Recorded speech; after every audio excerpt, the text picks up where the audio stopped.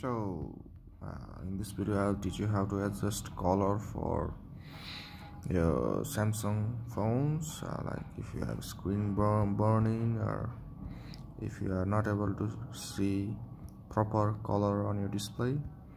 So at first go to accessibility, then visibility enhancement, then color adjustment. There are different values, choose like which fits best for you, or choose the personalized color.